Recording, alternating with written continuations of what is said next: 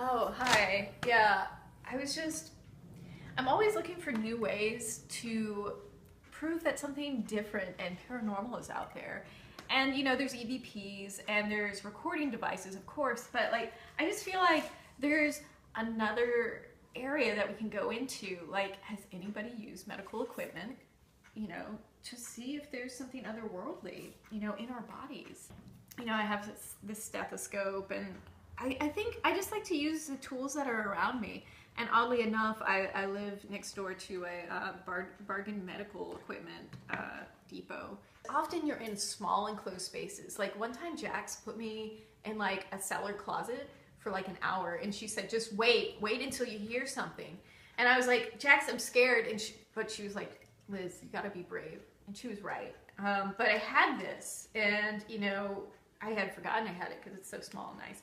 So it's just good to be prepared whenever you're hunting, the unknown, because you don't know what you don't know, right? When we're on those long missions, when we're trying to record something and no noise is coming out, or like we're not getting any EVPs, we just have to be patient. Often I think about my favorite Gilmore Girl episodes and like the dialogue from that, because it makes me laugh. They're really funny, even though they talk really fast. So sometimes I have to rewind. So, I just think about the plot lines and how they apply to my life. It's a good, I know some people like to do meditation. I think I'm more of a Rory. Like, I'm pretty chill and, analytical. So I think that accurately describes my personality.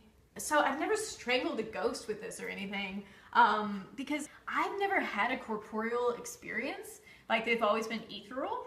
And so they just like, I've never been pushed. What that means? I've never been like slapped around by a ghost. So one time we were on a hunt up in Washington State, and we were in the forest. And I mean, anytime you're in a forest, haunted or not, it's a little spooky because there's all these tall trees. And it always reminds me of The Wizard of Oz, where like the trees grab them. So don't tell Jax that that's a phobia of mine, because she likes to mess with people.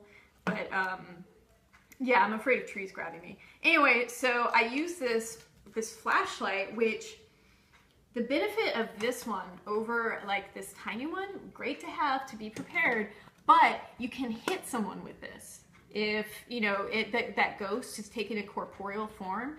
So Chad and I were walking along, and we captured this unexplained phenomena fly across the screen. But then I felt something grab my ass. Like, it was like, I don't know, it was more of a slap, a little pat, I don't know. But I just whipped around, and like, I accidentally hit Chet with this, but I think it also scared off the ghost that was, trying to, like interact with me in a way that I didn't want to be interacted with. It's a good way to tell a ghost, hey, no means no. So I had a pretty traditional upbringing, and then I went to NYU and got into their film department.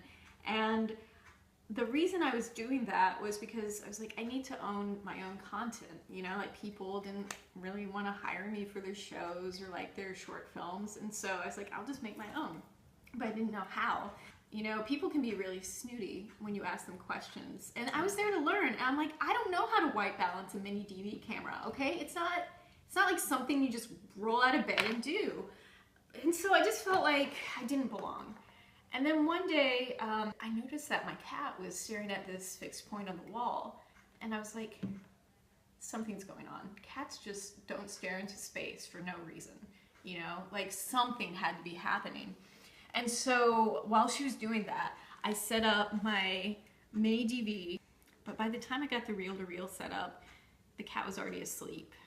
I was just like, well, at least I got the mini DV footage. And so I held on to that for a while. And then I posted an ad on Craigslist because, I'll just be really honest, like, I was on a lot of uppers at the time. It was Jax that actually responded to the Craigslist ad that I posted to sell my stuff. And when I met her, I don't know, how you just meet people and like, you feel like they get you? Like when I went to her apartment to give her the, you know, amphetamines, she was like just so genuine about finding out other people's stories, dead people's stories. We talked and I gave her the footage and she's like, Lyzz, something important is going on here and I want you to join my team. And that's how it happened.